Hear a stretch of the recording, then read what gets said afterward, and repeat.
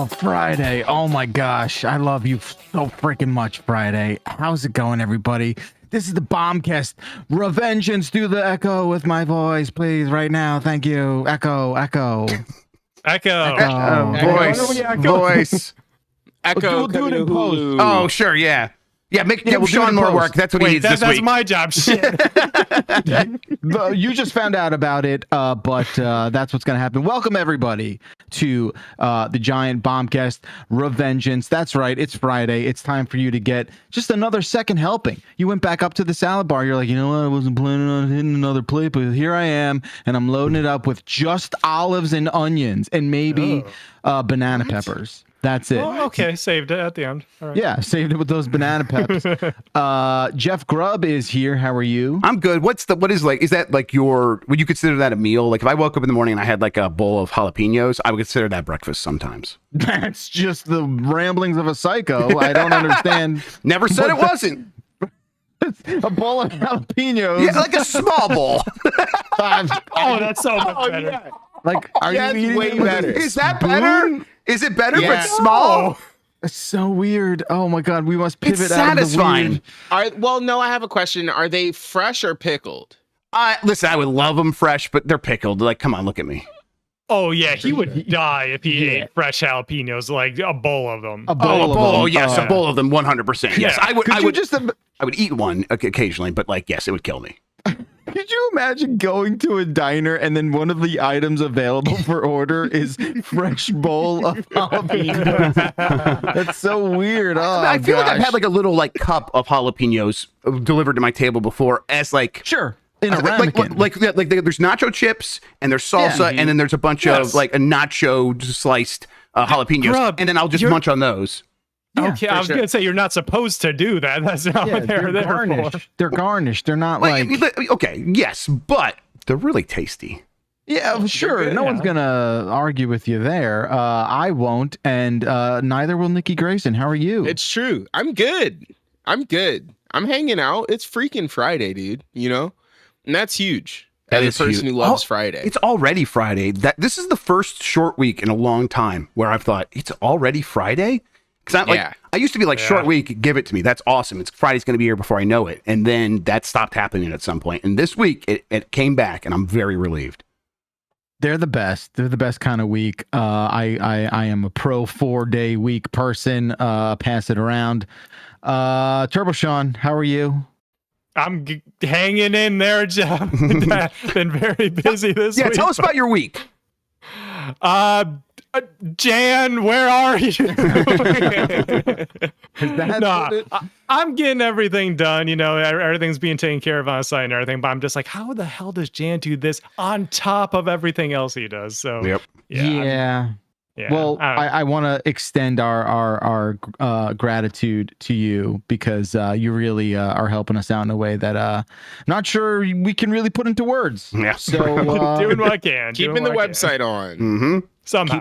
Keeping the lights on, keeping the plates spinning, keeping the drinks filled, and keeping the jalapeno bowls filled up with jalapenos. Thank you for that. That was in my rider. Thank you. You just like imagine you're at a party and someone's just like passing that around. And you're just like, what the fuck is wrong with Jerry? I would keep it to myself. I wouldn't pass it around. Those are all for me. Oh, so strange.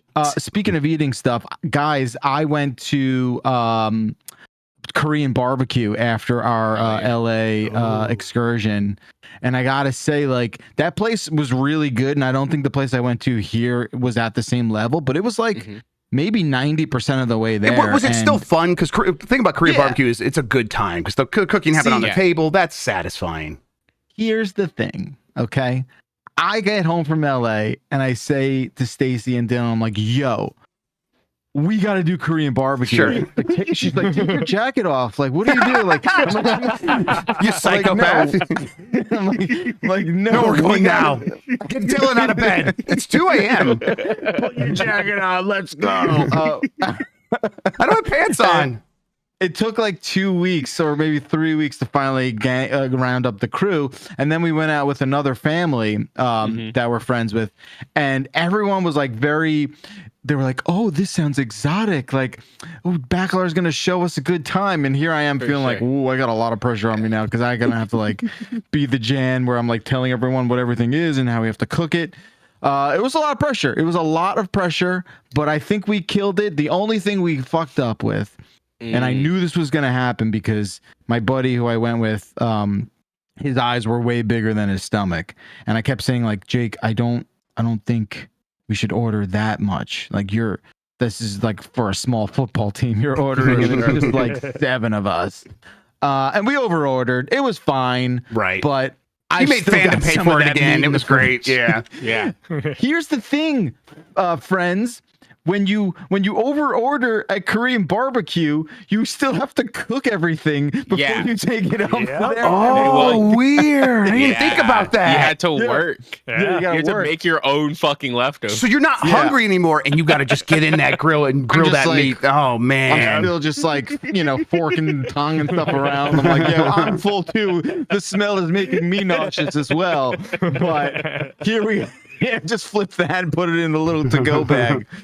I went to a Korean barbecue place once, and they brought us they brought us an extra plate of brisket. Oh. And they put it on it was a situation where they're like, here's the meat, here it goes onto the thing.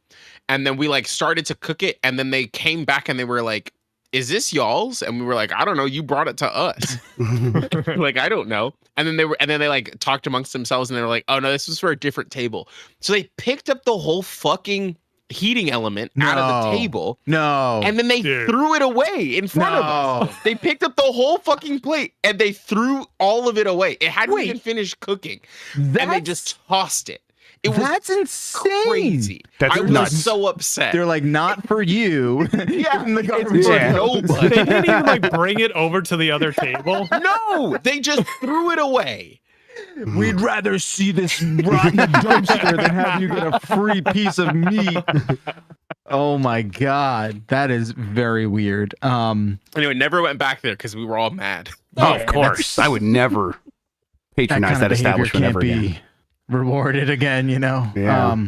Wow. All right. So that was my Korean barbecue story. I'll be back at that place because I think it was pretty good. All things considered, being in suburban Jersey. What else, friends? What else we got cooking?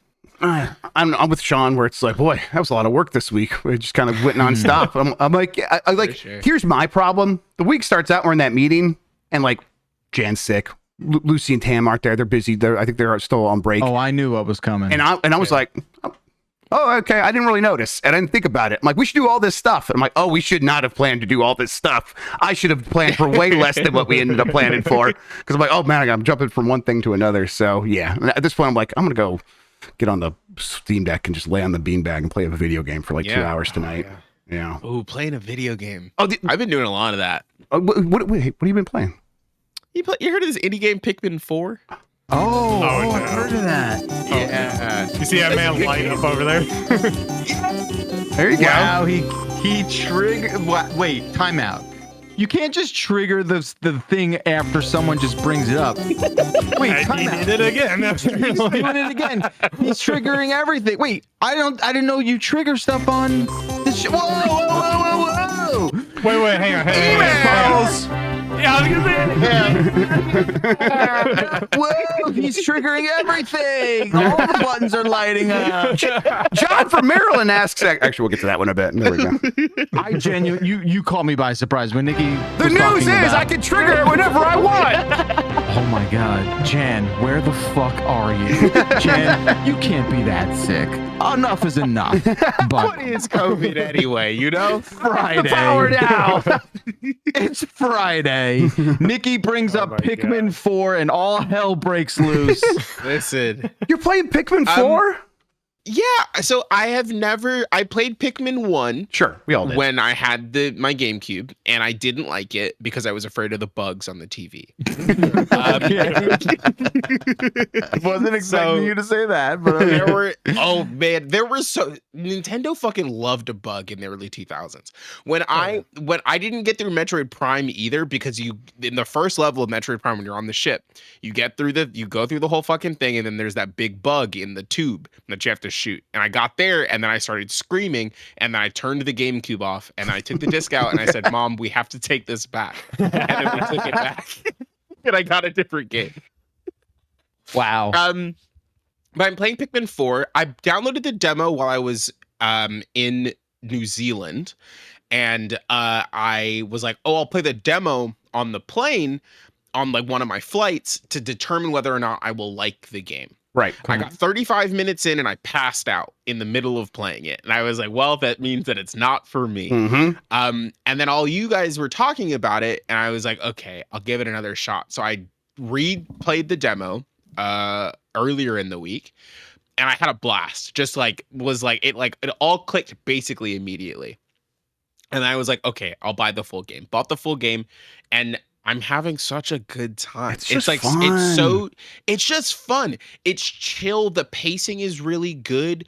The speed at which the game goes from like, oh, nothing bad is happening to everything is on fire. And I need to like put this fire out. And then it's like, oh, you put the fire out. Yeah. Easy peasy. It's like fake Back to stress chill. somehow. They found a way to like make faux stress. Like, yeah, it's stressful, isn't it? It's like, once you realize, oh, I handled that. Oh, that wasn't so bad. Yeah, but in the moment, it's like, oh my God, all this stuff is going wrong. And they like, even when they get to the point where like later in the game, there's like this more time segment. They got rid of the most of the timing elements here. Like the day still ends, but they're not trying to rush you through in a 30-day segment. They have something like that later in the game. And even that, it's like, you can work yourself into a shoot thinking that, oh, I got to get this stuff done. But you're going to find out like, oh, I could actually get through this in about half the time that they gave me. Yeah. So yeah, it's really neat. And I think there is also such a big, one of the things that pushed me away from it, especially when Pikmin 3 came out, was I was like, I don't know if I have the bandwidth mentally to manage all of the things that I thought that the game would make me manage. Mm-hmm. But so much of Pikmin 4, I don't want to say plays itself, but they have so thoroughly sanded the edges of this game. Like the fact that I can open the map and be like, okay, I physically don't want to hold the stick to walk to here. You just go over there. I can just go over there. And then I'm just like, okay, well, the game will take me over there and then I'll do the thing that I want to do. And then I'll like tell the game to take me back to this other place and then it'll do it. It's so nice. Like it feels, it's a very considered experience. And like, I feel like I'm being taken care of as the player. Especially like having just hopped off of Pokemon Violet because I finished that up earlier this month. I saw your takes on that on Twitter. Literally on a whim. Yeah, I was like, what if I finish this game that I literally got 98% of the way through? And that game fucking sucks. But that game like has it doesn't, for many reasons, right? Like that game was not ready to come out when it came out. Like that's the big problem. Yeah. Like I don't want to relitigate Pokemon Scarlet Violet. Please. But even from a conceptual perspective, that game does not give a shit about the player. It doesn't feel like it does. Pikmin 4 very much cares about whether or not I'm having a good time while playing it. And I can feel that and I appreciate it. And I'm really having a blast. And the thing is, like, with Pikmin, there's an evolution there where it's like they kind of got to that point over time where they're like, actually, that is going to be our new North Star. It was not always what the hallmark of the Pikmin series. The thing about like going to the map and setting a waypoint and your character's just running there, they came up with that for Pikmin 2. And when you had like controlling like two different characters at once. So you had to send one character over there and you could still control two characters at once in this game. One could be Ochi and one could be your character. You never have to do that. Not really. You can if you want. If you like wanted like, I'm going to take care of both these things at the same time. That would be nice. Well, then do it. In Pikmin 2, you had to do it. And so you were managing all this stuff. And so they're like, well, we got to give you ways to be able to manage two things at once in a way that felt very... like we are going to specifically challenge the player and what they're capable of, even if it's a player who might not necessarily feel capable of that thing. Eventually, it's a game. Eventually, you're going to get good enough at it. This game's like, no, the fun thing here is the loop. It is looking at what's ahead and being like, I can't wait to get that thing. I see it's a giant thing over there. I can't wait till I have enough Pikmin that can walk through water and go pick that up and then come through here. And that big bastard over there that shoots fire, I'll attack him and he'll be dealt with. And I just have this plan in my mind. And now that I'm here, I can't wait to just do this and this and this and this to accomplish that. And then as soon as you do that, you see another thing and it just strings you along by the nose in such a satisfying way. And it's expertly crafted. Each of these spaces is so like lovingly considered that it's like, it kind of feels like, you know how in Breath of the Wild, when you find a thing, or in Tears of the Kingdom, when you see a thing and you're like, oh, fuck, I can't wait to get to there eventually. And like, sometimes you like try to make your way over there and then you'll get distracted, right? Sure. Pikmin 4 is not, the scale's not there, the scope isn't there, you're not going to get distracted, but each of the things that you will find are so thoroughly worthwhile.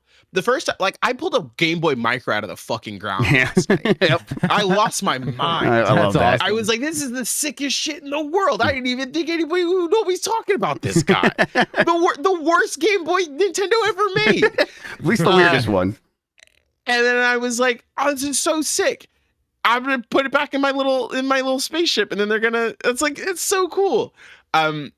It feels lovingly considered. It's a very warm game. And I really appreciate that. Yeah. I like how you speak about it. It's that actually makes me want to like maybe think about possibly maybe doing something. Well, like the demo carries over. Is so good. And it carries over to the main game. So it's not wasted time. So if you end up liking the demo, well, then you just carry that save over into the game after you buy it. And if you don't, well, no skin off your ass. Yeah. Started saying no skin off your ass. I think that's a fun thing. That's really good. I think more people should say it. Yeah. If I would have been afraid to play this game if I didn't have the demo. Yes. Straight up. Sure. So like, if you are like, I don't fucking know, just like do the demo. Like like you can complete you'll know immedially if it's for you or not, because the loop is very simple. Yeah. I think at least the first 30 minutes, like after that first 30 minutes, the tutorialization up front might make you feel like, oh, it's going to be talking to me like this the whole game. It's like, no, once it presents you the loop, it's going to mostly set you free to enjoy that loop. Mm-hmm. Yeah.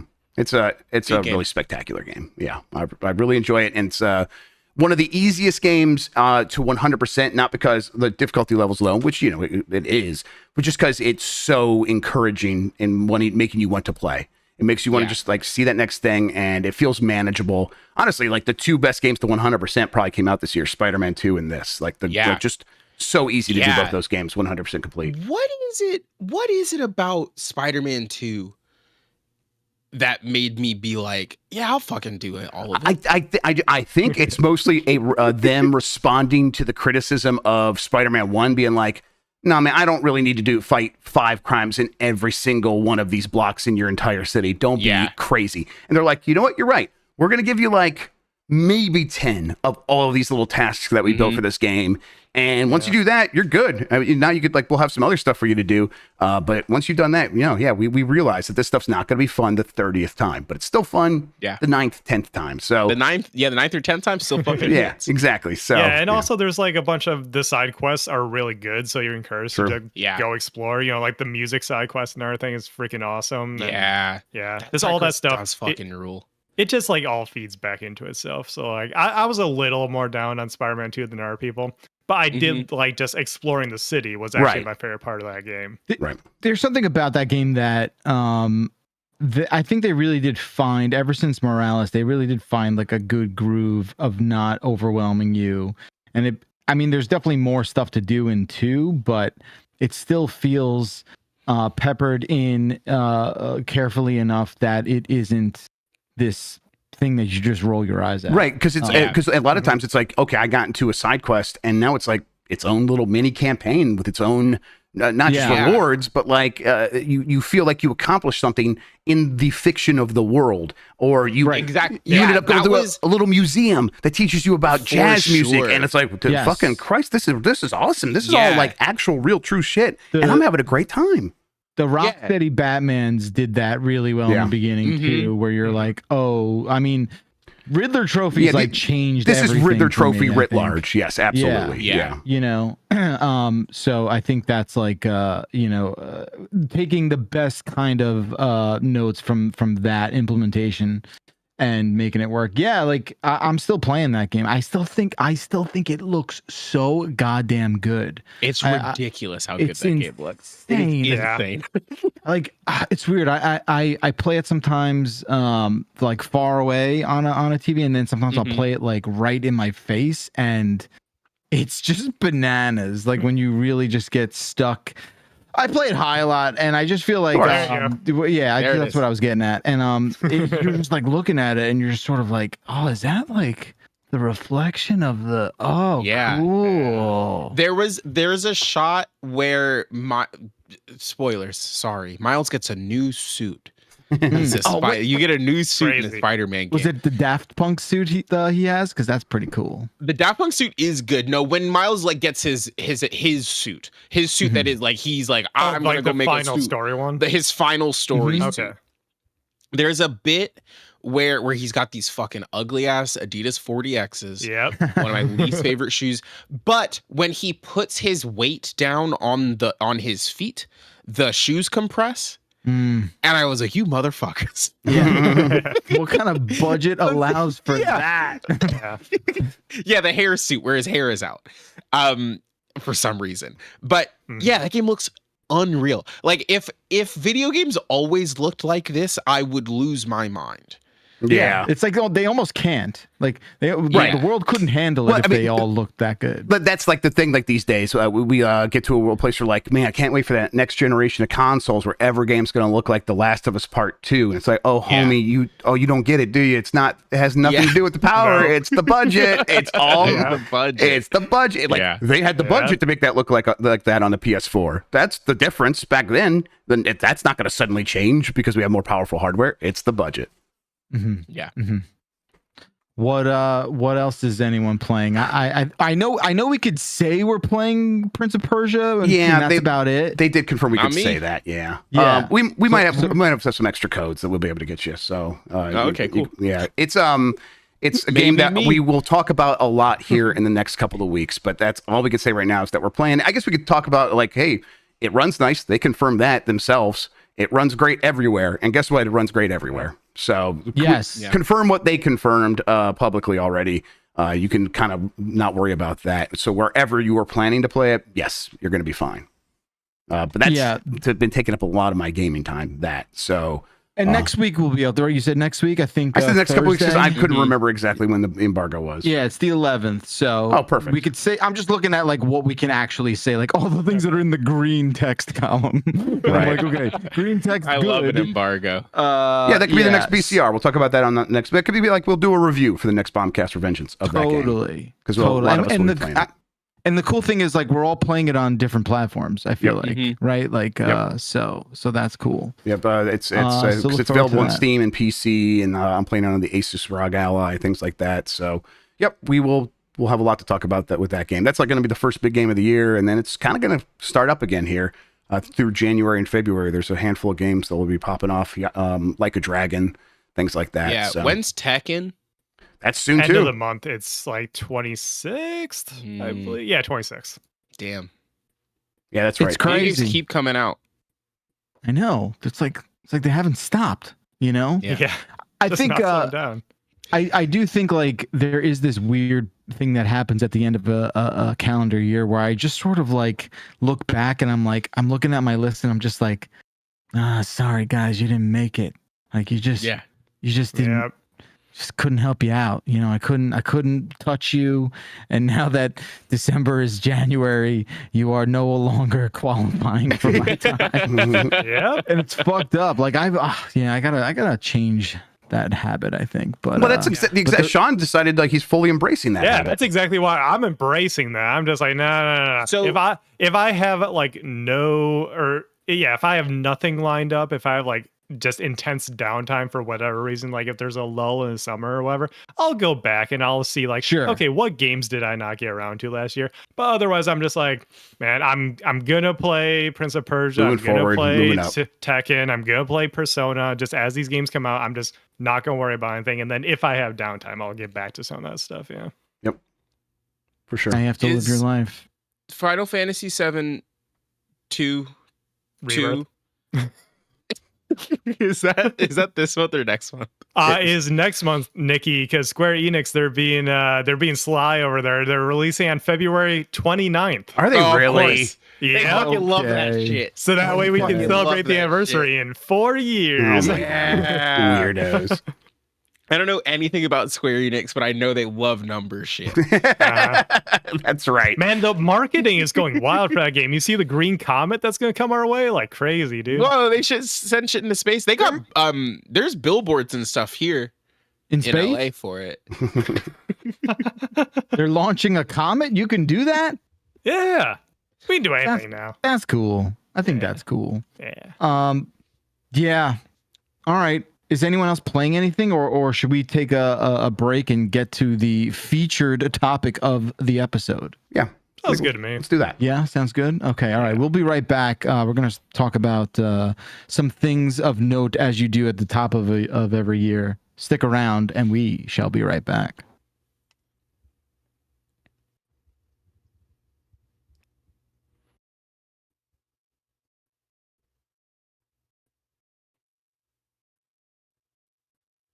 Welcome back to Bombcast Revengeance. There's a colon in there somewhere, I'm sure. Yeah. There's 4 of them at least on this show. Yeah. There has to be, right? I could add colons wherever you guys want. I'll make it happen. Colons everywhere. I like that, Niki. That was good. That was good. It's good and gross. Jeff Grubb, describe what we're gonna be doing here at the magazine feature of this episode. Yeah. So back there, you were like, hey, we need a topic for this week. Why don't we just do a prediction episode, like a official predictions for the year? So I figured, like, to keep it easy, we'll probably mostly stick to the big 3. Sony, Nintendo, Microsoft. But if you guys want to throw in anything spicy in there, feel free. We got the live chat here. You know, if you guys have a specific prediction you guys want to ask us about, use the ask a question button. We'll see if we can get to any of those. But yeah, what we're going to do is we're going to make some predictions, safe predictions, and then outlandish predictions for each of these companies. So something like, you know, if we want to be like, oh, the Switch 2 might happen. That feels pretty safe at this point. What else do you have in your back pocket that you would either really want to see or you think could happen? It could be really out there still, though. So yeah, where should we start? Let's start with what I think is like the most uninteresting company right now. Sure, yeah. Jeez. Let's see if you guys think the same company is as uninteresting as I believe it to be. We're all gonna say it at the same time. Ready? Yeah, Sure. 3, 2, 1. Nintendo. PlayStation. I- Wait, what? Niki, what was that? Television. Television? That's the most interesting. Tommy Tallarico's mother's very proud of him. What just happened? We all said different things. That's what We just all said happened. different things. I said Sony. Okay. Okay, I said Sony as well. I think that's the correct answer. So Okay. why I think that's the most interesting because it's the most unknown. But what do you guys? How are you guys framing that? Did this lean into your prediction at all, Jeff? Or Yeah, well, it does because I just think I don't really see a tremendous amount of like first party stuff necessarily on the horizon. I mean, maybe I'm looking over things. Well, do you think it's possible that they've been very quiet because they're gonna have big surprises this year? Like, isn't that possible?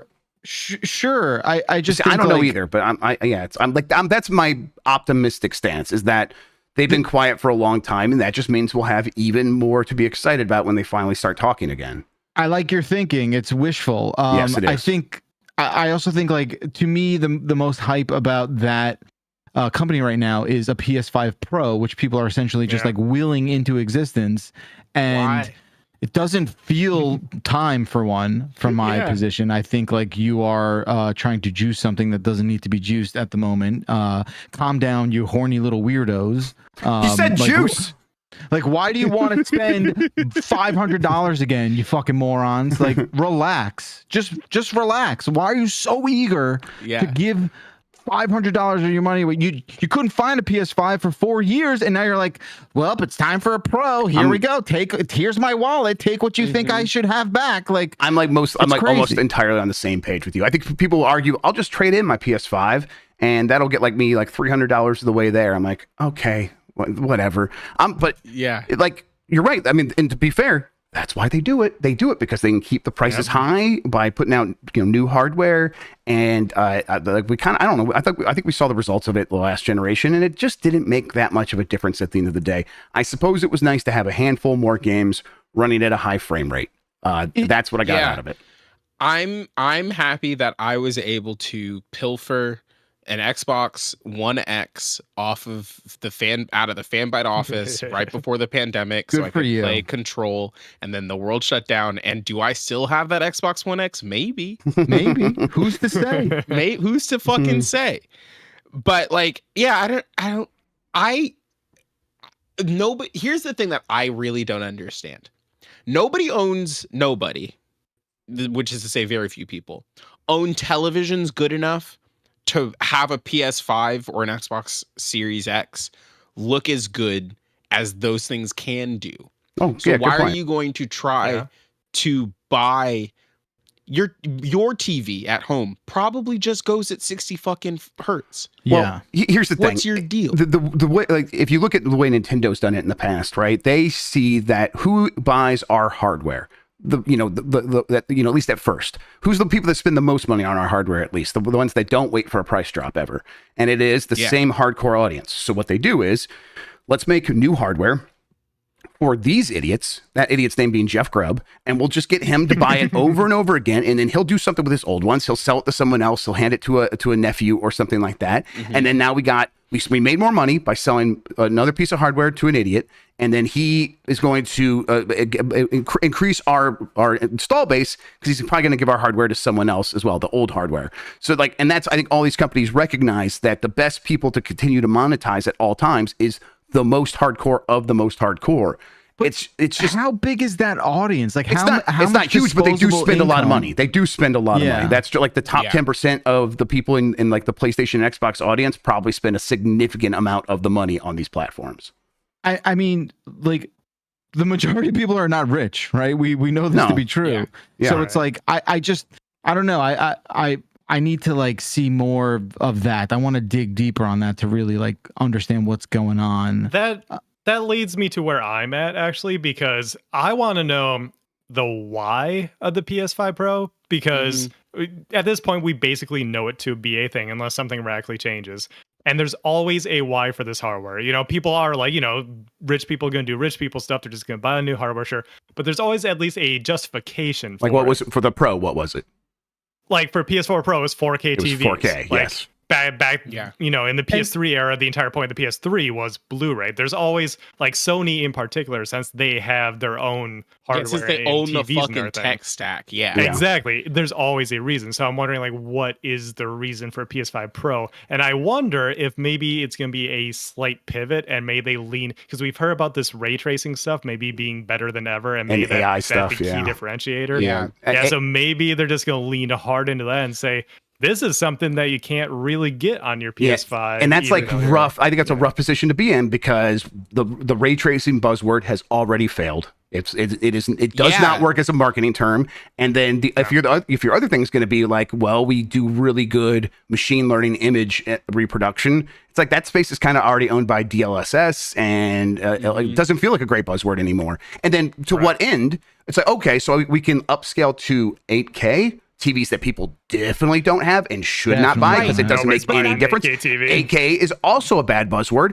because people have recognized now, I cannot tell the difference between, a lot of people are going to tell you, I can't see the difference between 4K and 1080p. Everyone can't see the difference between 8K and 4K for sure. And even you and Jason were talking about this morning of like a lot of people are like, I can't tell the difference with ray tracing, even though if you show someone a screenshot side by side, they will see the difference. You have to be educated enough to like know and where to look that makes it a bad buzzword. Exactly. Though, if you have to be educated about it, though, yes, exactly, and that's why it's not great for. Which is why I'm wondering, like, what is the justification going to be? Because what letters are you going to put on the box?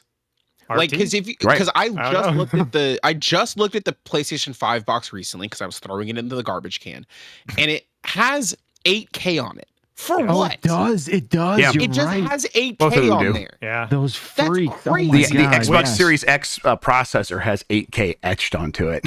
Nice. Like, what do you mean? Like, if I'm not never mistaken, gonna fucking get there. The PS5 also doesn't even support 8K output yet. It's still not there. Does it do, they finally do that? I thought it did it at like at a lower frame rate. I thought it was like 30 frames per second, 8K. But I thought it just like literally the ability to hook up to an 8K TV never came. I could be wrong about that, but I thought that was still like a lot. Yeah, like who's even able to try that? Like exactly. That's the thing. You can't call them out on because you don't have an 8K TV. None of us do. It reminds me so much of like, and the timing of it is perfect with CES here. Like this is all CES is, and I still think at large the tech marketing hive mind sees people as just like big number, be happy, like bigger number. Bigger pro thing, it's got a plus now, and like I think for the majority of transactions, like that's enough to get people over the finish line. I really do think so.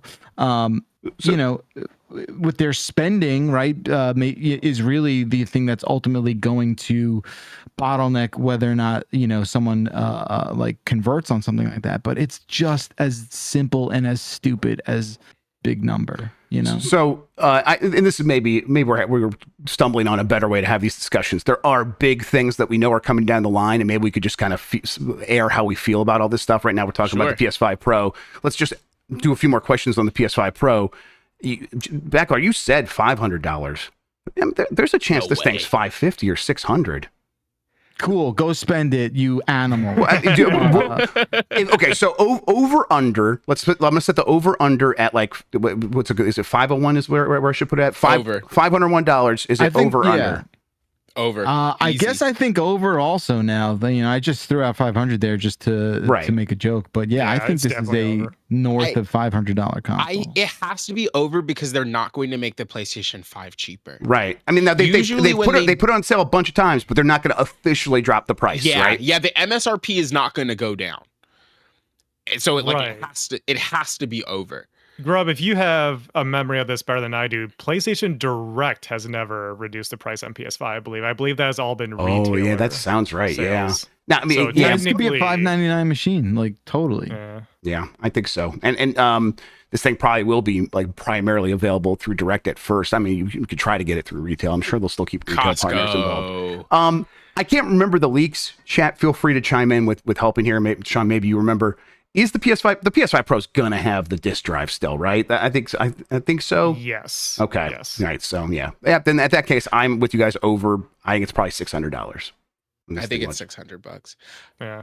I don't think higher than 6. I think 6 is the cap. Yeah. Yes, definitely. But, and if you get because some people are saying like 700. I'm like, I don't think they could get away with the number 7 definitely won't be in there. I guess I could see a world where it's $699, sure, but that's nice, but also no way, not a chance in hell. It's like $599 seems like the most that the average person would, not even the average person, the high-end consumer who wants to spend this amount of money is going to spend on a piece of electronics to put in their home system. Yeah. Okay, so then we get a PS5 Pro. It's $600. Probably launches much later this year, probably over the holidays. What game do they pair it with? Like they're probably going to want to have something to go right along with it. I fucking know it. I already fucking know. Okay. Destruction All Stars 2. Let's go. Knack 3. Yeah, Destruction All Stars 2 and Knack 3. That's all I fucking need. And what's the ear game? Or maybe that was never a game. Maybe you just take pictures of people's ears. Oh yeah, that's just Mark Cerny being a weirdo. Yeah, it was just being a weirdo. Which, by the way, they did implement that into the not the PlayStation headphone stuff, but I think it was the InZone stuff. Right, the Sony InZone stuff. Yes, they do. Which is. They moved it over there. It's kind of funny. Yeah, but Nylax says Bloodborne remastered. Yeah, that would might work. Sure, for sure. Honestly, it's probably one of these new Horizon projects, right? That was the best-selling game apparently ever is the Horizon. That's obviously after a lot of sales and stuff. But they believe in Horizon, so maybe they have Horizon MMO project ready to go or something like that. Would that be from a different studio? Because we did get the VR game last year for PSVR 2. I think they're working with a different studio on that. I just say that because Horizon seems to be their big thing right now. So I figured they maybe want to pair up something like that. And like something from Naughty Dog's probably not going to be ready. So they've already done all of their remakes at this point. So yeah, I think are we in the crazy predictions slot? Maybe I think maybe Sony Pictures announces a Horizon motion picture this year. Yeah, they are making a TV show, but I wouldn't be surprised if they may also plan to make a movie. Yeah. Oh. Yeah. They should do something with that. Yeah. I think maybe that would be more interesting to me because the act of playing those video games is, to me, like pulling my own teeth out. Like you could not. Welcome to Giant Bomb, Niki. Yeah, you just couldn't. You couldn't pay me to want to play those games for longer than like 15 minutes. Oh, sure. Damn. Our Wolves in chat points fair. out, and this is actually might be right because we've heard this rumor. It could be the Horizon 1 remaster for because they're going to do that. Finally. Oh God, tell me, say something I couldn't want. Me and Mike did a podcast the other night where we were talking about the Dead Space remake, and we were like, more of this is probably actually a good thing. When it's something older, something less accessible, bringing that up is always a good thing. But of games that came out in the past, like 5-ish years, it's just like, come on, and everyone who wants Horizon has it. Like that's the thing. And who already played it. Yeah. Yes. Like I don't know. Plus, the newest ones of that game are identical to the first experience. It's not like this game has evolved in a way that people are like, "Wow, look at the journey Horizon's been on." Like no, it's the same game. I don't know. All right, so then before we get completely off of Sony, what is the state of PSVR 2 by the time we are at the end of this year? In the trash can. I think they release official PC support.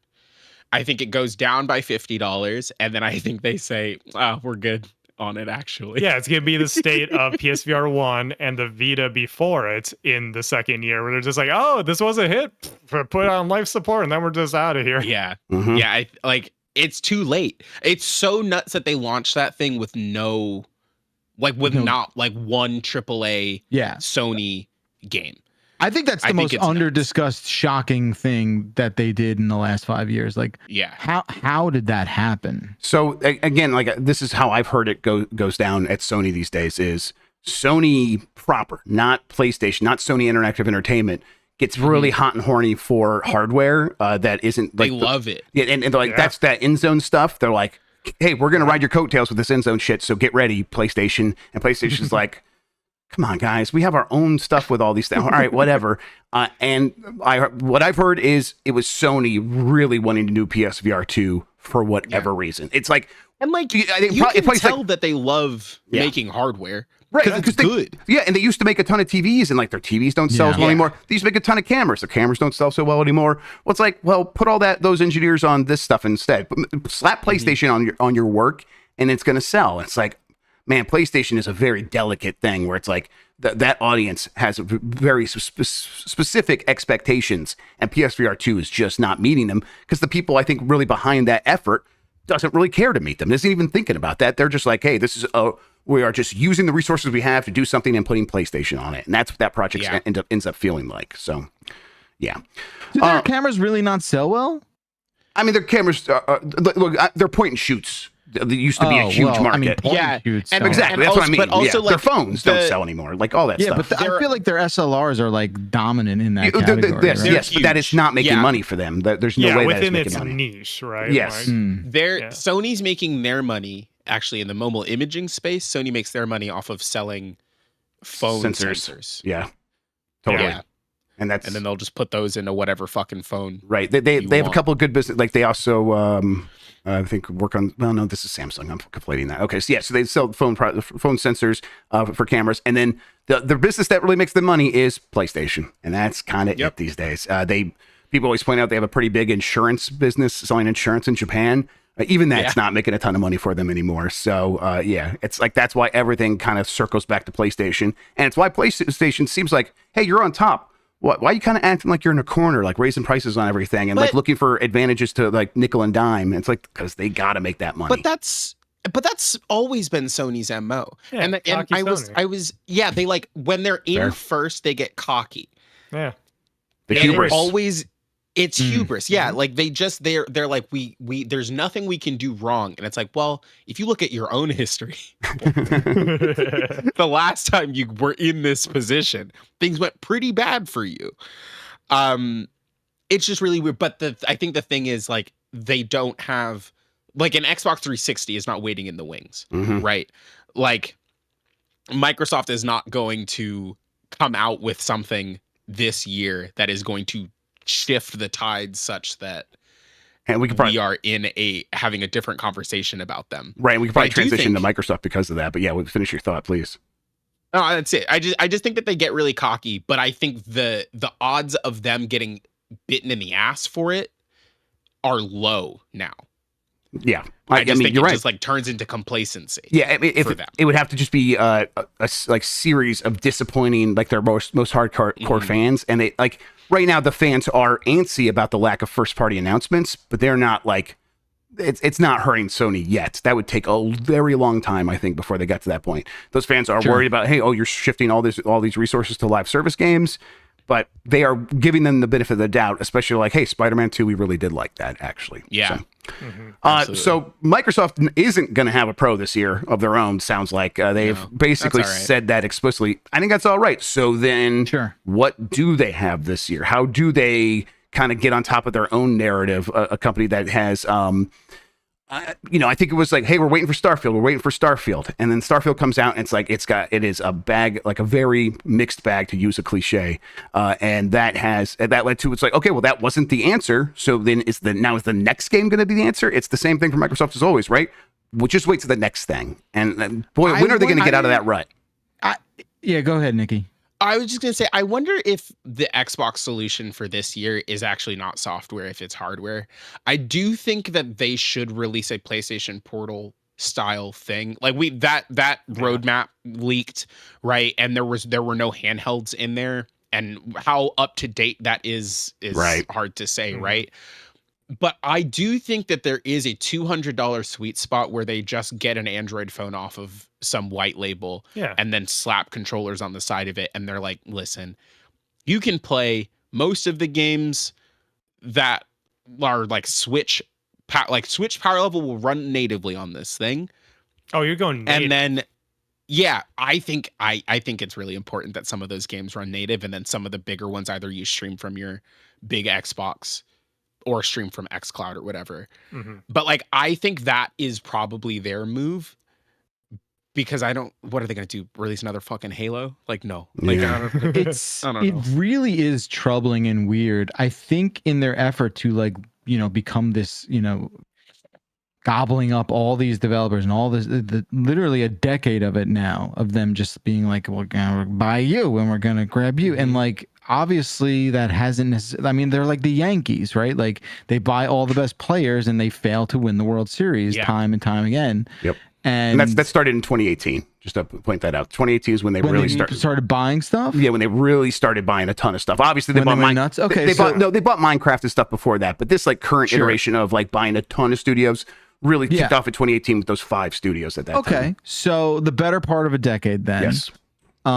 And I think there is something I don't know. Like, what's the disconnect where Sony is able to pretty much consistently and reliably nail blockbuster first party stuff time and time again, and Microsoft continuing to basically fumble at the goal line? I mean, Starfield was not the flop that Redfall was. Oh, certainly not. But certainly not. But it wasn't what Starfield needed to be, though. It clearly was not. Yes. Yeah, exactly. It wasn't the answer to all of Xbox's problems, which is kind of how I think fans were positioning it and really hoping it to be. I mean, I think it comes to like a lot of it's timing. A lot of it is the commitment to seeing through contracts. Like they put out a series of pretty good games that came out for PlayStation, like Deathloop, like came out for PlayStation. It's like, oh yeah, so like that, we're just not going to count that one for you. Sorry, like that's the problem is the Xbox games, right? So yeah, you put out an Xbox game on PlayStation, you're just not going to get credit for that. Sorry. They have, but like, I don't want to discount what they do have going for them, right? They have the best value in gaming for my money. I still think like, and I think the development, like that, the approach they've taken, where they've had people are pointing out Hi-Fi Rush last year, and Pentiment the year before, where they're letting these studios try other things that are smaller. That is not happening at PlayStation. If anything, they are eliminating that by getting rid of Japan studios and things like that. So, and I think people are like, why is Microsoft doing this? We're wasting resources on that instead of doing the big games. So, okay, yeah, Microsoft has a problem matching Sony's big AAA output, sure. But they are making a lot of different kinds of games in a way that feels more sustainable long term. And now that we're getting to this point where, like, hearing Spider-Man 3 is going to be $350 million or something like that, it's kind of looked like maybe that was the right choice all along, finding a way to build a brand on a bunch of different, slightly smaller games and having stuff like Sea of Thieves that can last for 10 years and be really successful for a very long time. It's like, I think Sony would kill for a Sea of Thieves right now. So there's a foundation there. I think the problem here is the perception that what Xbox is doing is wrong and what Sony is doing is right. Right. Because Grubb brought this up the other day on one of the shows where he was like, it does feel like PlayStation has won the console war going on right now, but now what? Like, what does that get you? Whereas, what does that mean? Right? Exactly. Like, core gamers don't want to acknowledge that Microsoft expanding in the way that they have been into streaming, into mobile, into all these different types of experiences. That is what the future of gaming is. It is, all of us playing our games on our PCs or our high-end Xbox consoles, but also the more casual people just firing up a streaming game or just firing up a mobile game or whatever. And like, I guess that kind of plays into what Niki said about like a handheld and stuff like that. First of all, I would like to use this platform to say, hey, everyone who's saying Series S handheld, literally never going to happen because it's physically impossible. Yeah, I was going to bring that up. The power is not there in something that lasts longer than like 10 minutes. Right, we're getting like the 5700U, the very popular chip that's in a lot of stuff right now. Yeah. There's some others along that line, and it's like that. It's a really amazing, efficient chip. And it's just so far away from a Series S. So the idea of being able to like slap an S down into something that size and then being able to have the same experience, because that's what people are hoping for, right? They don't want to like skip a beat. They want to They see the Series S and they're like, oh, this is like the size of my Steam Deck. Just slap a screen on 3 DVDs. And it's like, you're not. What's the account that's plugged into the wall? Yeah, what's the wattage on that PSU, homie? Come on. Exactly. So, anyways, that's a little bit on the side, but I think that's because if a lot of people aren't looking at what Microsoft is doing with partnerships on like mobile controllers and stuff, the kind of like a backbone they slap onto your phone. That is like part of their strategy right there, is to get, you can sell someone a $100 backbone through a partnership, get them on Game Pass, boom, you got another Game Pass subscriber. And we know that's what they constantly want.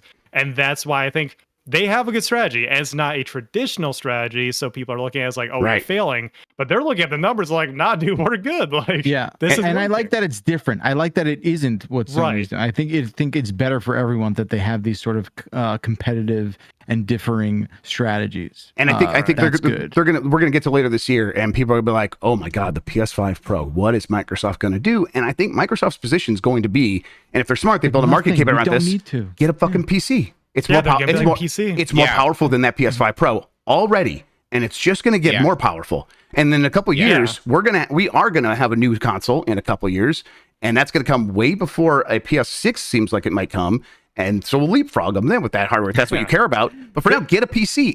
It's been more powerful than what the PS5 Pro is going to be, let alone gonna be more powerful. They're literally saying, get a PC and play Last of Us on it. Yeah, like do that.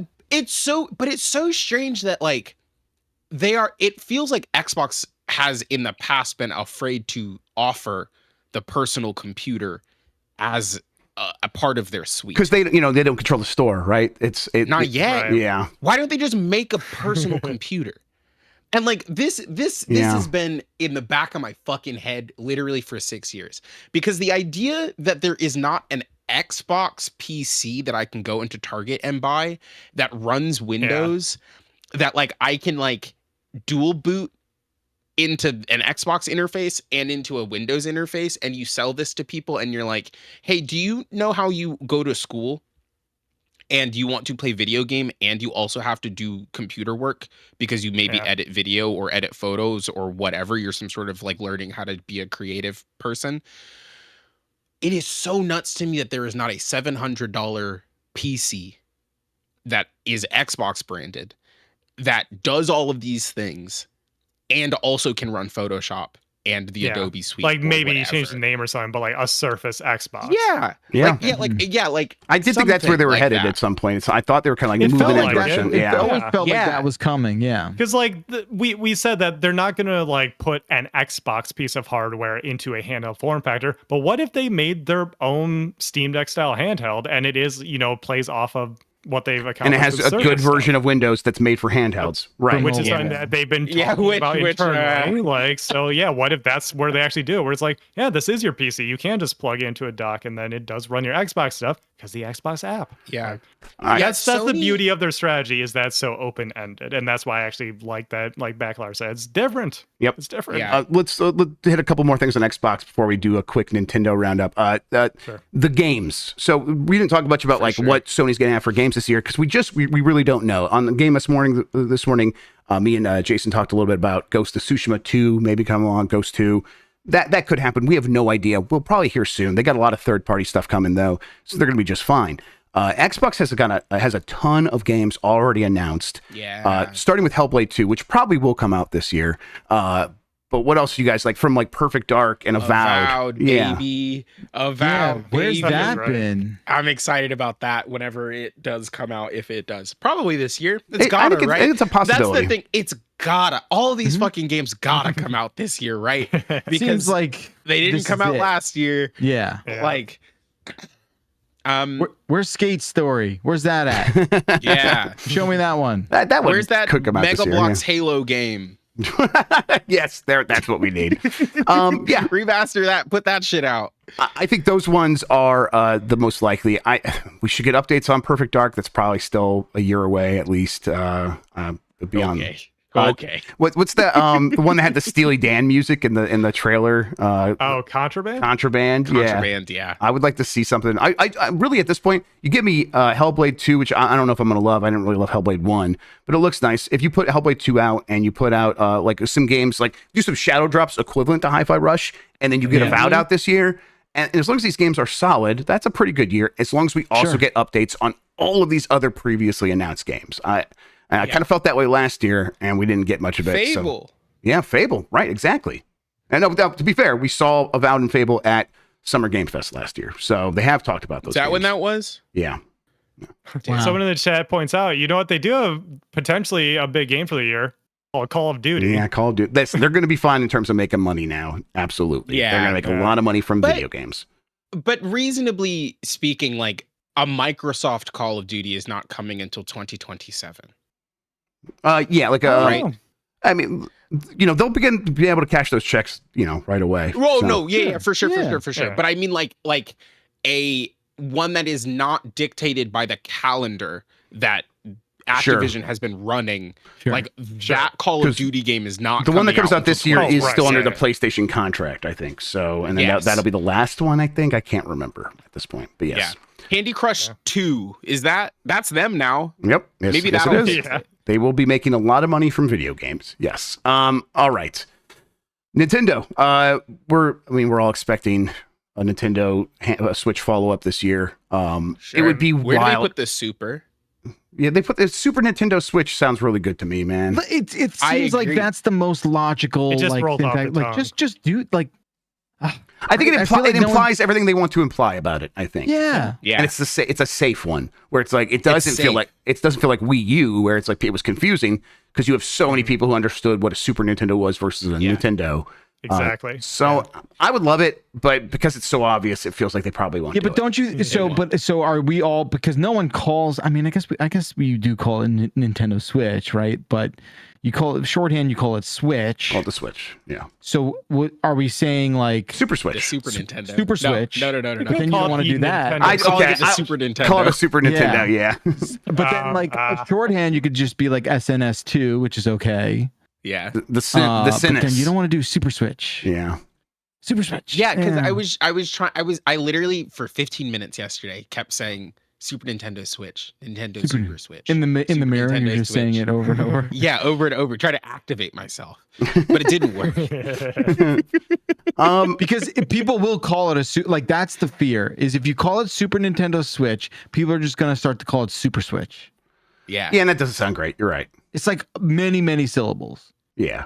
Yeah, you're right. I mean, listen, and I think they also would be like the alternative is Super Nintendo, and we don't want people doing that either because we want to keep the trademarks and very distinct and clear, and don't make things feel generic. That's dangerous. I think that's why it could just be Super Switch, because the name of that old platform is Super Nintendo Entertainment System, right? And on the actual console it says Super Nintendo in all big letters. Like they want you to call it Super Nintendo, and then the rest in smaller. Right. I think it's possible. Chat, you keep dropping your name suggestions, and I'll ask these guys how likely they think it is. The new Nintendo Switch.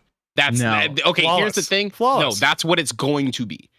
I think it's very unlikely that that's what it is, because that would imply it is just a pro model, and it's not. It's not going to be a pro model, or at least they don't want to position it as a pro model anymore. So I think they're afraid of that. Yeah, like none of this Switch Plus, none of this like. No. Well, okay. What about Switch 2? No, I don't think they're going to put a number in. But they've never done numbers, right? That feels other than 64. Well, 64. Yeah. Yeah, but I know what you mean. That feels I'm off. sorry. I know what you mean. no, But that's not the 64th Nintendo box. That's not me being like, oh, you got me on a technicality. It's like, oh, that was a weird thing that like everything was into at that moment in gaming. Bits, baby. Yep. What was the code name for the Switch? Was it NX? NX. Yes, NX. Yes, that's right. Oh, right. And then the code name for the Wii U was Cafe. Yes. Is that Oh, right? how do you know? Are you just flexing that you know weird nicknames? I am just flexing. It's one of the situations where I'm like asking these things as a question to show off that I remember these. Niki, you want to be Game Miss Jeopardy? You want to come be on Game Miss Jeopardy? We gotta get the most shows sometime. But the thing, those things were instructive, like towards the experience that Nintendo was trying to do. Yeah. Right? Mm-hmm. This thing is redundant. Ideally, they're not doing anything new with the next Switch. Yeah. It is just another one. So maybe they do just fucking slap a 2 at the end of it. I don't know. I wouldn't be shocked, other than I feel like Nintendo really likes to be in a position where their naming is so strong that it does the thing where it was like, well, every game is going to have 64 in it. And every game is going to be like, Ninja Gaiden Dragon Sword DS. Every game's going to be a DS, like colon DS. And then everything's going to be Dream Drop Distance or whatever, because it's 3Ds, like the 3DS. I think Nintendo is proud that their naming conventions are so strong that the other developers and other publishers want to fit into that naming convention. Right. So I think they will be like, we have to flex in that way. But I don't know if I also don't know if that's necessarily a good idea, because then they try to do that with the Wii U, and they're like, "Oh yeah, everything will just have Wii U in it." Zombie U. Yeah, and it's like, oh, a word people say. I'm looking over at my shelf at my games over there, and I see a few Switch games that I have over there physically. And I'm like, that square in the upper left-hand corner. If you just add a super above the Nintendo, that looks like some symmetry that would be like a dumb reason that they would love it. It is what I want. I do want it to be called Super Nintendo Switch. Same. I think it's easy to poke holes in it, but I also think it makes the most sense today. Yep. And then they can call the game Super Mario. It's right there. Oh my God. Finally. They're playing 4D chess, man. That's it. We've gone about an hour. Any other thoughts about Nintendo? I mean, because it feels like the whole Switch 2 is going to take up all the oxygen. Game Pass. Okay, well, how about this? Game Pass. Is Game Pass going to be on Switch? Hell no. I don't think so. I don't think not we're this there year. yet. Not in 2024. No way. We're not there yet. Somebody's got to fucking make the backbone sucks, and here's why. I know. Listen, this is not what this show is. The backbone fucking sucks. You know why? Because the phone is too small. Yeah, phones are terrible. I'm not trying to play a video game on my fucking phone. Yeah, that's crazy. Make a backbone for the iPad or the iPad Mini, and then talk to me.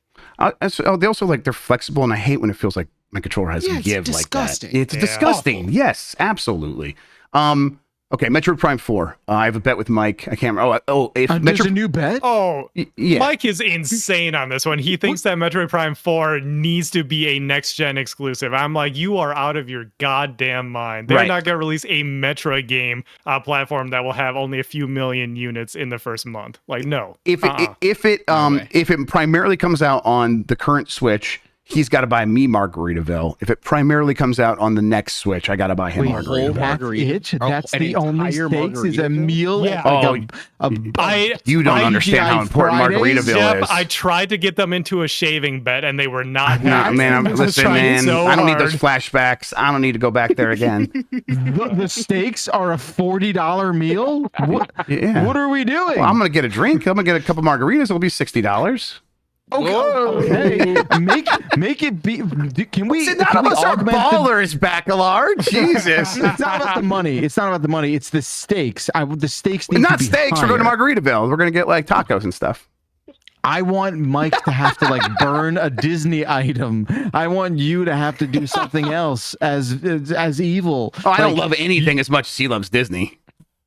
Exactly. Well, that's true. Yeah. So Maybe your kids uneven. Yeah, I said what I said. I mean, you also really are underestimating how much Mike likes Disney. Yeah, let's think about that. I feel like it's not. Is it too late to change the rules here? Oh, if you want, like Mike says, I mean, I'll escalate that. That game isn't going to be a Switch One exclusive. Well, okay, what does that mean? That's easy. Come on. Of course, it won't be an exclusive to the Switch. I think it could still be exclusive to the Switch One. Yeah, I really do. I think it could be. Well, it depends on how they handle. Because that's the thing. That's a big thing we don't know yet is how they handle Switch games on the Switch 2. Oh, sure. If we're talking about backward compatibility, that's what obviously. No. I mean, is it patches or is it $70? Yeah, no, right. But no matter what, even if it's that kind of thing, let's hear it, Mike. Dan's not here to kick me out. Okay, what I was.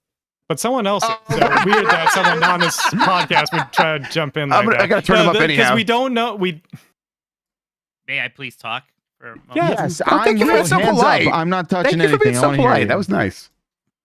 What I'm saying is, I'll escalate the bet happily. All I'm betting is that Metroid Prime 4 is not a Switch 1 exclusive. I don't think it's a cross release either. I don't think it's a cross release. Oh, you don't think it's a cross? Well, but it's back compat qualify under that term? Like, no, I don't think it's a Switch 1 game. Honestly, I'll go that far. Okay, yes, and I think it's a Switch 1 game. Yeah. See, that's where you're wrong. I think when people look at it, they will say that is primarily a Switch 2 game. Oh yeah, and I think when they look at it, it'll be primarily a Switch 1 game. Oh. No, I'm convinced. No. I'm on Mike's side because you guys are crazy. They already don't give a shit about Metroid. Yeah, but they've been burned about. But they're realistic about it, and they're like, we need as many people as possible to sell this fucking thing too, because no one buys Metroid. Sure. I think that's if they why were worried Samus about returns. selling video games, they wouldn't be releasing a Metroid. Well, yes, but that's why Samus returns. Released on the 3DS and not the Switch. He was being very mean to Metroid for some reason, but yes. Yeah. That was He's right. He's right. Make another fucking Pokemon game. Like, why does that matter? Yeah. Yeah, I mean, they make a lot of games. They still want them to sell. That shiny and impressive. It is like, this is the hardcore game for their new console. That's why Switch 2 came. Oh, I don't. When has Nintendo cared about that in the last 15 years? Bye, love you, Mike. Love you, Niki. You're perfect. Bye, Mike. Everyone else can go to hell, except for Bacalar. You're great too. Thanks. You can't leave. You're getting kicked. Anyway. Yeah, exactly. Keep that up. Flattery will get you everywhere, Mikey boy. No, but like, what is this? Is the situation that dire for Metroid? Or is Metroid it's completely it's not garbage dire. franchise? How did Metroid Dread do? Bad. For a game that probably has the budget of Metroid Prime 4, it's pretty dire. All right. Yes. But like Metroid Dread comes out and sells 3 million copies. That's pretty good. Xenoblade definitely which is over double any other Metroid game. Oh sure, yeah, but it's getting better. It's the system with 132 million units of WoW. Percentages and attach rates. Halfway into its life cycle. Yeah, it's Japan doesn't care about it. It's real. Is that what it is? It's but what Japan's it is. Small. I don't understand. But the Nintendo games sell very well in Japan to a very small audience and they all just buy it. So yeah, that's also still very much. So Metroid. The Japanese hate Metroid. I think they just don't care. Yes, they just don't care because it was never popular over there back in the day. It's not popular. Metroid 1 did pretty good in Japan, and then none of the other ones did. That is it did bizarre. very okay because it was an FDS game. Yeah. That's the only reason why. Is like. Truly bizarre. I do want to ask one more question on this specific topic. Yeah, hit it. Is Twilight Princess a GameCube game or a Wii game? It's it was on. I mean, both. people think of it as a Wii. I think of it as a Wii. I think it's primarily a Wii game, and I think Breath of the Wild is primarily a GameCube game. Yes, and it is a GameCube game ported to Wii, but because it was a Wii launch, let's be clear. If they position it as a cross-generation launch game for the next system, Mike wins the bet. Yeah. He made that clear. He was like, he thinks people will think of it as a Switch 2 game. Yes, regardless of how I completely agree if that's how it goes down. If it is a cross-gen game that they position as a launch game for the next system, then Mike Minotti wins the bet. So you're saying if Switch 2 is like the winning platform for it? Yeah, if it's equivalent to Breath of the Wild and Twilight Princess, yes. Yeah. And because that was my next question, right? Is like Breath of the Wild is a Wii U game. Yes. Actually. Yes. And that ended up on the Switch. And to be clear, I think that is still relatively possible, like that could happen. I just think I believe they are going to get this game out this year for the Switch, and it will be the last thing for the Switch before they announce the Switch 2 officially. I think that seems right. And I know it seems a little crazy to people who are like really big Metroid fans because they haven't heard anything about it in a very long time. I think they will just sort of reset the clock on it. It's coming out in 3 months. And as by far the biggest Metroid fan around here, I agree. That's exactly what they're going to do. What the fuck did you just say to me? I'll kick you out of this call. Oh my god, that was way too real. Oh my god. I'm the Metroid fan. He and Mike don't like hearing that, like because he hates Super Metroid. I never said that. He says it all the time to me. He says, I hate Super Metroid. I think there are games in the series better than Super Metroid. That's what I've said. That's wild. Okay. Hey. What does the gimmick think about Metroid? What do you think about Metroid? What is Metroid? See, and that's why you need to sell to everyone who knows about it. Died a little bit. That's why I'm fucking losing. Greg's just rolling over in his fucking grave wherever he is. All right, should we get out of here, Bacalar? Yeah, that's been great. I really enjoy talking with everyone about this sort of stuff. Yeah, it's me really too. You guys exciting. were great. This was a fantastic panel of predictions, both wild and completely reasonable. Wait, you guys want to make any bets? Becca, you want to show us how it's done? I just don't know what I'm like good to bet on here. Like, this is really not something I've ever gambled on. Like, what can we even do? Listen, in this day and age, you can type anything into DraftKings and they'll let you spend money on it. That's true. Everything is a prop bet in 2024. Here's the thing, right? I don't feel super confident, or like I don't have a horse in any race where like you both are clearly have picked sides about this Metroid Prime 4 situation, but like I don't know what I would even feel that passionate about. Yeah, I saw it too. What? Nylock. This is the work. This is the fucking work. What? Is there going to be a Madden 25 in 2012 or 11? They released the 25th anniversary. The 25th anniversary. That Madden that year was called Madden 25. Oh, weird. I bet it's still called Madden 25. Yeah, me too. I don't think it's. I think it's 25 no one remembers that. Fine, then I'll say it won't be called Madden 25, and we'll take the bet. And Bacalar, if it's not called Madden 25, you have to wear a toupee for a day. For a day. That's it. That's it. Yes. That's easy. What do you mean? Higher stakes. Listen, to me, there can't be anything higher. We can get official pictures taken. Your new employee ID has to be with the toupee on. Okay, I don't have an employee ID. It's 2024. Your driver's license. I'm really wondering at this point what hurts Jeff Bacalar. This man's just like, oh yeah, you can do whatever you want. Can we get you to go out in figure skates? Oh, and do hockey and figure skates? Is that Dwyer was no? I can't. You can't. That's bad for your body. I'm not trying to hurt you. Is the thing? Yeah. I can't be. I mean, I would do it as a goof. Maybe somewhere where someone could record me doing that. But like, there's too many safety hazards going on there. I don't even know. How do you even fucking use figure skates? I have no idea. I don't know. They got a thing on the toe. The toe pick, but like, can you hockey stuff? Yeah, I'm sure you can hockey stuff on figure skates. Oh, I bet you can. Yeah, it's probably weird. Dangerous. I don't know. I do like the toupee thing. Like, maybe I'll go to like an open skate and skate around with the toupee. I love it. Yeah, and a Flyers sweater. Yeah. I just like film Dib's face as you walk in the room with it on. Yeah, like that'd be all right. And I'm doing this over fucking Madden, a game I couldn't care less about. Is that what? Yeah. If it's called Madden 25, you win. You can come up with whatever stakes you want for me. If you want to hurt me, I'm very vulnerable. So go to town. No, okay. Can your part of the bet, like your stakes, be TBD? And feel free to like take recommendations from everyone. The equivalent is that Grub wears a bald cap for at least a day, right? Yeah, I'm not shaving my head again. No, I won't put you through that again. That's permanent. I don't think that's as fun. What if I like the toupee and then just be like, that's my secret motivation here. What if you become a toupee guy? like remember Jason Alexander did that for like 10 months? Yes. Like, I'm not bald anymore, and I love that. hair, and this is me, and I'm going around on talk shows acting like I've always had hair. I mean, look, toupee should be more accepted in fashion anyway. Oh my gosh, what is this little? That's Pebbles. That's her little kitty cat. That's been her best friend for months now. What's up, Pebs? How's it going? They say hi to Pebs. Toupee should be more accepted anyway, I think, in fashion. Yeah, for sure. Thank you for talking about this marginalized community.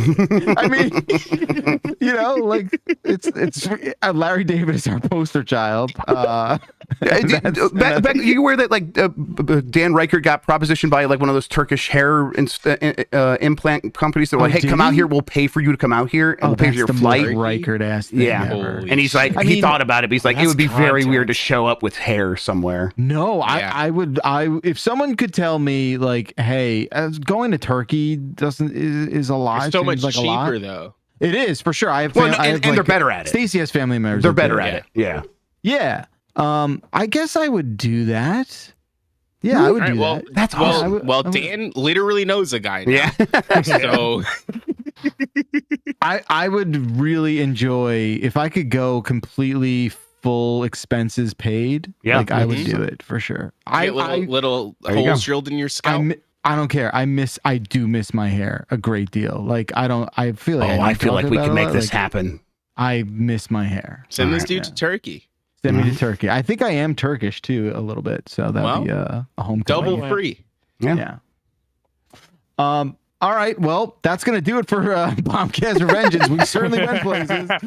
I might be getting my hair back, and I also might be skating around with a toupee. Literally go either way. Flip a coin, and you've got your answer. Thank you so much to Jeff Grubb, to Niki Grayson, to Turbo Shawn, everyone playing along in all the various chats. It's been a crazy week, but we will be back next time. Hopefully, Jan Ochoa is feeling much better. Have a restful and recovering weekend, please.